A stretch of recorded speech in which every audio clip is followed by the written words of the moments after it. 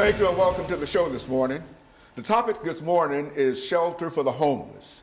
And we're fortunate to have with us to talk about shelter for the homeless, Mr. JSettles and Mr. Carter Abels, both members of an organization called Ephesus House. And of course, Mr. Settles and Mr. Abels, let me welcome the two of you to the show this morning and to tell you how delighted we are to have the two of you with us this morning, and especially to talk about an issue that is very, very prevalent and very, very popular this morning, because we find that there are many situations where people are without housing. And I think that your organization is involved in dealing with housing for the various groups. So let's start off, Mr. Settles, by having you give us some information in reference to your background, your education, and some of your experiences. And of course, Mr. Abels will do the same thing. And then after this first segment of 6 minutes, then we'll get back, we'll have our first commercial break, and then we'll come back for our second segment, and then we'll talk about other things. And by that time, we should have a fairly good idea in terms of some of the challenges that are faced by individuals who are seeking housing. So let's start off with you, Mr. Settles, by giving us some information in reference to your background, your education, and some of your experiences. Well, I'm James Settles, and thank you for the opportunity to be here. Part of my background is I remember going to prison myself back in '86, and also getting out of prison in '93 actually. And it was from there I remember starting a home called Ephesus House in '03. And part of that was because I went to prison and battled with a drug addiction and all of that. And as I came into a personal relationship with God, He began to show me how to do this thing the correct way. And I'm under the old school: to whom much is given, I believe much is required. So that's how Ephesus House was actually formed, to reach back and help others the way people help me. Very good. Mr. Carter Abel, what about your situation? Sure. So my name's Carter Abel. I grew up in Northeast Arkansas in a pretty rural community. Moved to Nashville in 2009, and moving to Nashville was really the first experience first time I'd ever encountered anything resembling homelessness, and it was mind-blowing to me. And so I got connected in the nonprofit community here, got connected to James and Ephesus House through a former professor, and just love being able to contribute to the housing conversation and giving guys a chance to turn their lives around and get a new start. Mr. Settles, in terms of talking about shelter for the homeless and various other groups, what are some of the groups that you would identify as your target area in terms of individuals who come to you, and where do they come to, and how do you meet them when they get there? And so we've got about 2 minutes before this segment ends. Let's give us that kind of information. Well, we actually put an emphasis on men that are coming out of incarceration and men that are homeless, that battle with substance abuse issues, and which both of those issues I battled with at one time. And that's what I mean when I say He delivered me. I remember going into treatment several times, but it was really coming into a personal relationship with Jesus that things got better.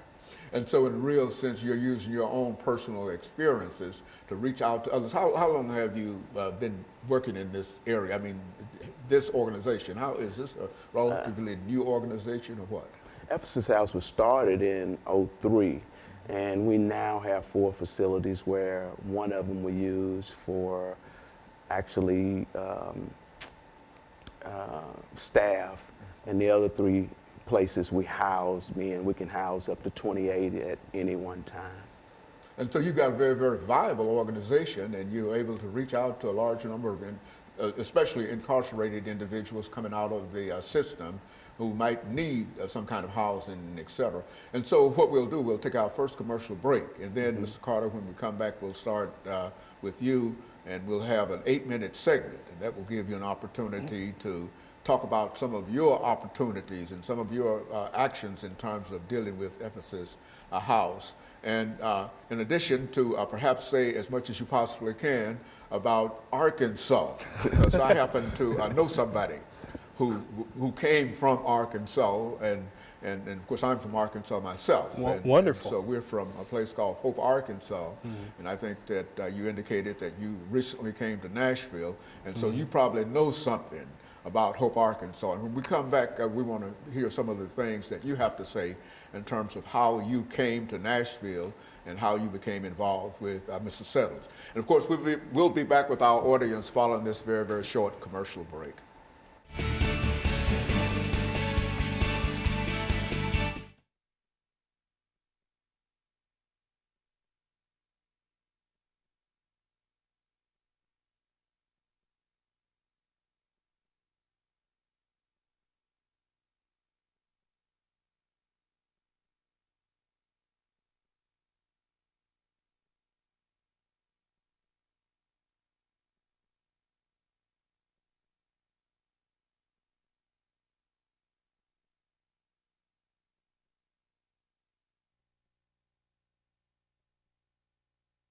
Anything that you think might be of some significance or some importance dealing with this 8-minute segment. You'll have about 3 minutes, and then you'll have 3 minutes to sort of build into what he's talking about, and then I'll go back to him for another couple of minutes, and then we'll be out of that 8-minute segment. Okay.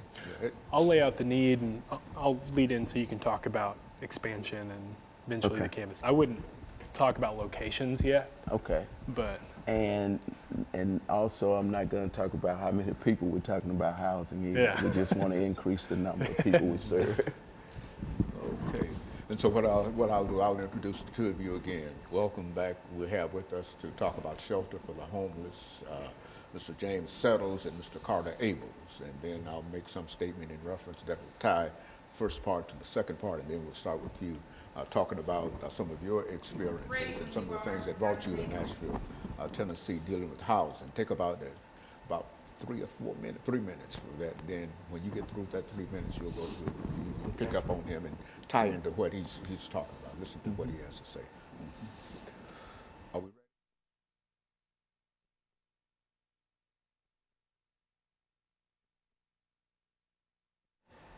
Thank you and welcome back to the second segment of the show for today. We're talking to Mr. James Settles and Mr. Carter Abels, and the topic is shelter for the homeless. Mr. Abels, before we had our first commercial break, we promised that we would give you an opportunity to say something about the great state of Arkansas that sent you to Nashville, and it'll give you an opportunity to sort of bring in the kind of information dealing with shelter for the homeless. And then Mr. Settles will sort of pick up on what you have to say, and then we'll be able to deal with this 8-minute segment from that perspective. Sure. So I was fortunate to grow up in Jonesboro, Arkansas, so just about an hour northwest of Memphis. So close to Tennessee my whole life. Wound up coming to Nashville in particular to go to Belmont University here, and got connected to the social entrepreneurship program there, which is a really neat program in kind of launching people towards addressing social issues. But talking about housing and what we do, one of the things that is pretty staggering is just the immense need for this kind of housing. I mean, every year in Tennessee, 16,000 people are released from prison. And most of those people, when they're released, if they don't have a support system, if they don't have a job or family to take them in, they're essentially given the clothes on their backs, a one-way bus pass, and maybe $20 to $50. So if you don't have a support system in place, homelessness is inevitable, or those people wind up back incarcerated. And so the challenge that AFSIS House faces is how can we take in as many of those guys as possible and give them a chance to get on their own feet, to become contributing members of society, to find stability, and to re-enter society as productive citizens. And so, James, you've been involved with this organization for many years, have you not? Yes. And what have you found in terms of your experience, looking back over all of the things that you've done so far? What are some of the things that you'd like our audience to know this morning about some of the challenges that you have to face? Certainly, you're trying to deal with incarcerated individuals, 16,000, I'm told, out of the system each year, and certainly you can't meet all of those needs. But what are some of the needs that you're able to meet? Well, I really believe that one of the things that's a plus for AFSIS House is when men learn better, they actually do better. when men come to Ephesus House, one of the first things we do is help them get their ID, because when you're homeless, you really pretty much have nothing. We help them get ID. We have classes that are centered around job readiness, job retention, financial literacy. And in the evening time, the men are inundated with classes like critical thinking, relapse prevention, that's understanding addiction, anger management. Well, anger management covers a lot of stuff like family reunification. And we have been able to see that when people are impacted with those type of life skills and putting them in an environment where they can grow and be the best that they can be, that it's staggering how people actually do better. And so in a real sense, you've got a large number of success stories that you can deal with, having dealt with this organization since what, 2003. And so you've got a large number of examples of individuals who've been able to come there and sort of get their lives back together. That's correct. That's correct. And so, Mr. Abels, in terms of your situation, what do you do exactly at Ephesus House? Sure. So James handles all the program. He's our executive director. I just help to try to keep the lights on. So I do the behind the scenes fundraising and trying to bring in enough money to ensure that we can serve the guys as well as possible. What kind of money do you think that you need in terms of dealing with this? I think that you work dealing with grants and other kinds of methods to bring. Do you find that there's a community of individuals who are out there willing to help you do what you do, or do you find that it's difficult to raise enough money to do what you're doing? Speak from a financial point of view in terms of what you're doing. Sure. I mean, we're fortunate to have access to some grant opportunities to help what we do. You know, there's unfortunately a stigma sometimes around guys that are former offenders, but we believe that no one is too far gone to start over and find a life of fulfillment. And so we've been fortunate to find people in the community that believe that and who can come alongside us and help empower these men to do that. And so we fundraise with individuals, we do grants. Right now we're trying to raise $100,000 by November to build a new house, which we're pretty excited about, being able to grow our capacity. And so you've already got structures already completed, and what you're getting ready to go into a new building phase. Is that what you're saying? Why don't you say something about some of the structures that you already have completed? Sure. So we have, James mentioned, we have 3 transitional facilities right now, serve about 28 guys at a time. The house that we're hoping to construct, we already own the property. This fall will house about 8 more, but James can share more. We're hoping to construct a new campus that will be able to sort of bring all of this under one roof and really increase our capacity.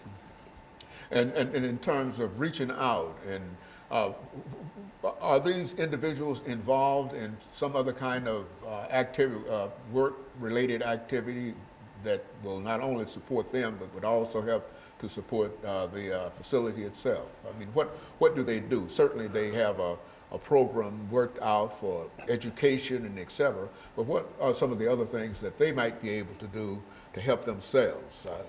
Well, one of the things I'm constantly seeing is people have to be in an environment where they can grow and be the best that they can be. And that's why we're so excited about what we do at Ephesus House. And we're talking about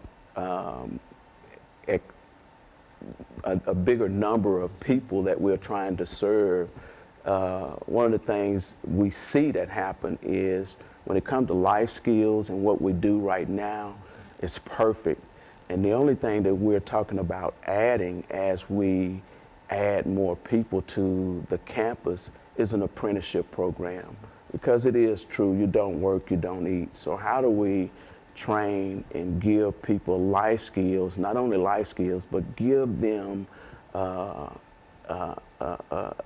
gift or a trade that they'll be able to fend for themselves. And our goal is hopefully a person can be at Ephesus House for a year and be able to say, hey, I got 2,600 hours in carpentry, or I got 1,900 hours in electrical. And to me, that when you get the man, you not only get him, but you get everything that he comes in contact with. That's his children, that's his wife if he have a wife, or that's his girlfriend. But the key is how do you give him good. Okay, so what we'll do is we'll take our first commercial break and our second commercial break, and we'll be back with our audience following this very, very short commercial break.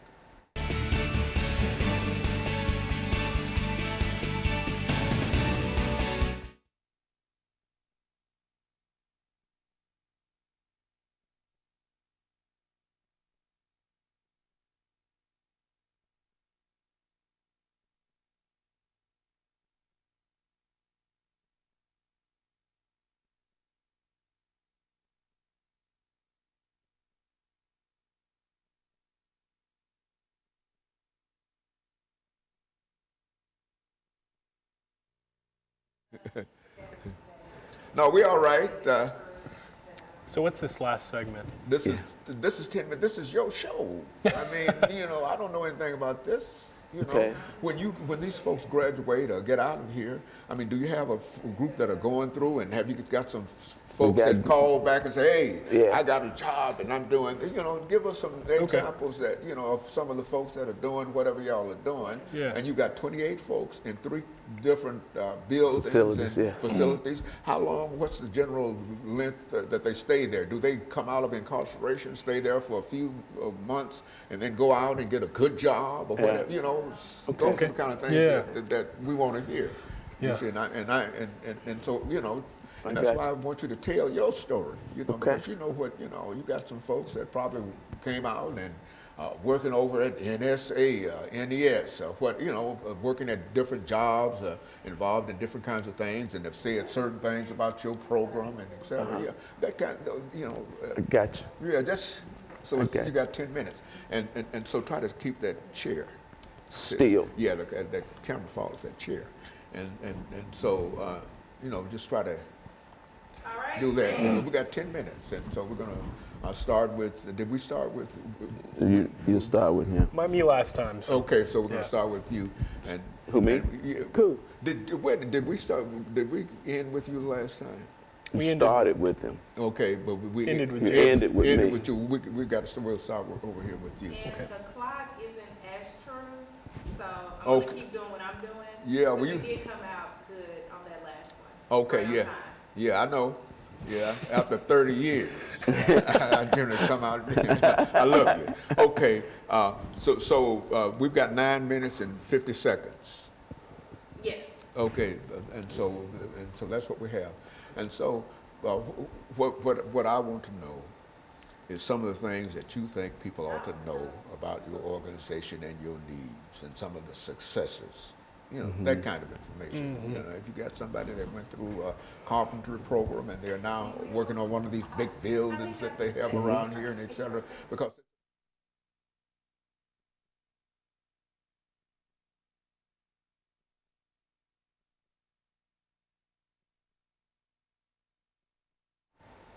Thank you and welcome back to the final segment of the show for today. We're talking to Mr. JSettles and Mr. Carter Abels. And they're giving us some information in reference to the ability to deal with individuals who are homeless, and especially those individuals who have been incarcerated. Let's see, Mr. Carter Abels, let's see if you might be able to give us some information in reference to some of the things that you like our audience to know about what you're doing.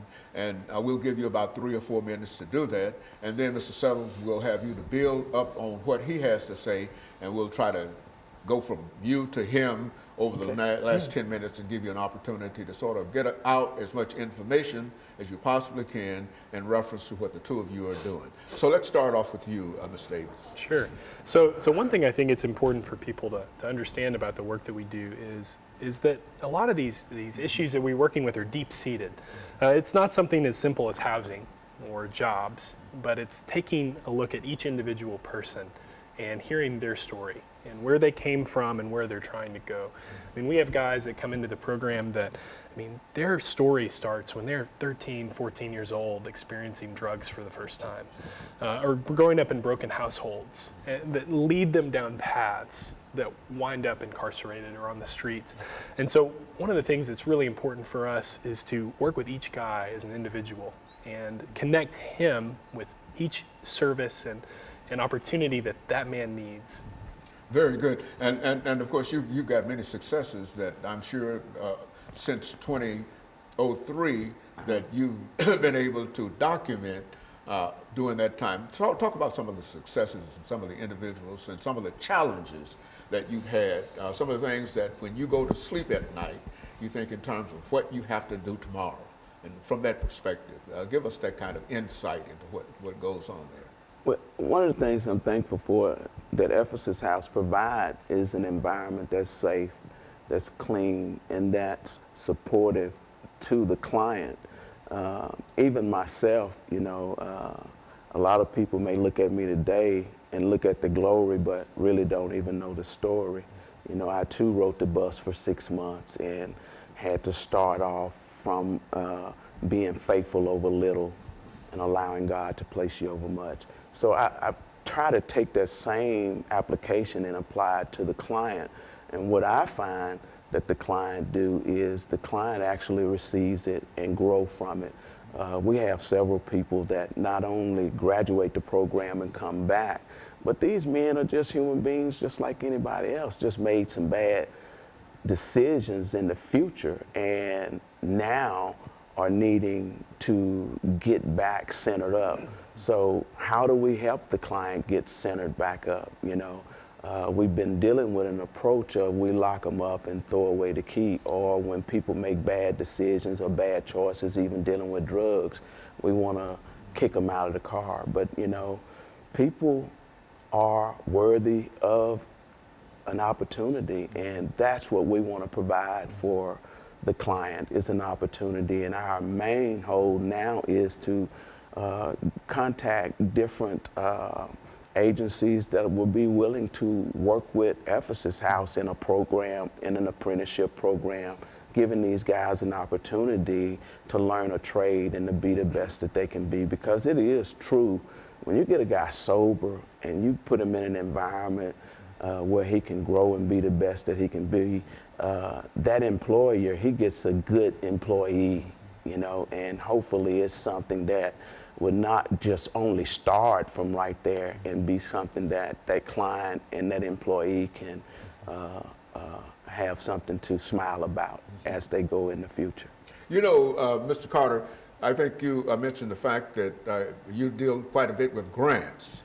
What are some of the things that you try to indicate in the grants that you're applying for, and what are some of the responses that you have in reference to the grants? And do you have any idea in terms of looking around at some of the building and some of all of that activity that's going on here and to try to buy into that? I think Mr. Settles indicated that you're probably doing that, but talk about it from that perspective. We've got about 5 minutes before we end this show for today, but I'm sure that our audience would be curious in reference to some of the things that, some of the needs that we're talking about here. Sure. So in any kind of anytime that we approach a funder to try to partner with to accomplish this work, it's really important for us to communicate the need, which I've shared a bit about here, our capacity to do something about it, which we feel confident in our ability to really help these guys and get them to the place that they need to be and work with them to do that.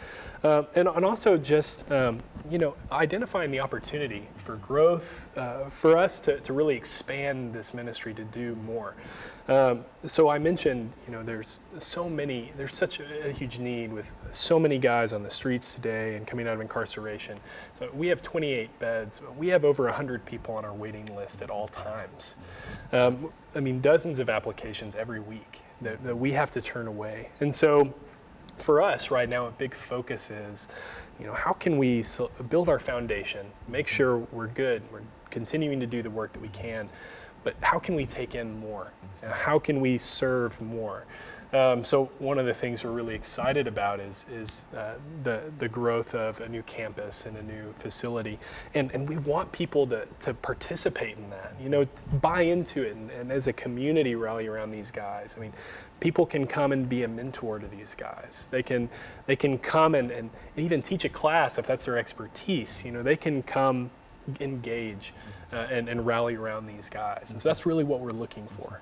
Well, Mr. Settles, thinking in terms of grants and opportunities, what have you done in reference to reaching out to the state of Tennessee to indicate that they might be able to give you grants in order to help you? Have you thought in terms of getting grants, the federal grants as well as state grants, and what is the state of Tennessee doing in reference to that?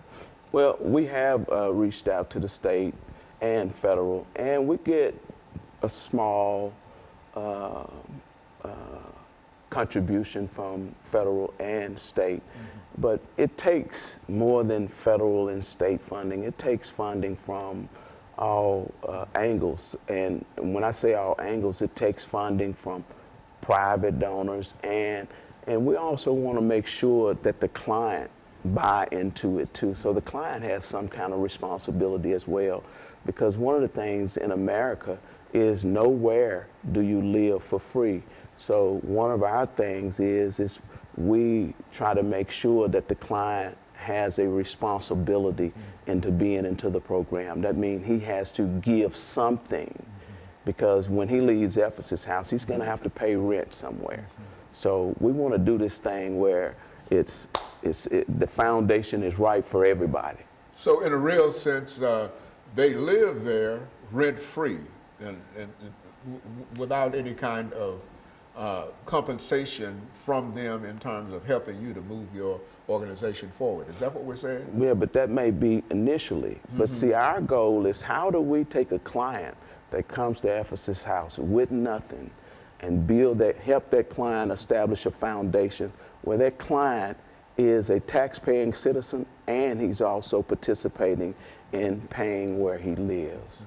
And so it gives them an opportunity to demonstrate the success of this program by giving back to the program. And while you got 28 individuals there, these individuals, once they are there for a while, will have an opportunity to assist the organization in terms of what you're all trying to do. Each person in a real sense represents an individual who can reach out in order to support your program. Is that what we're saying? That is correct.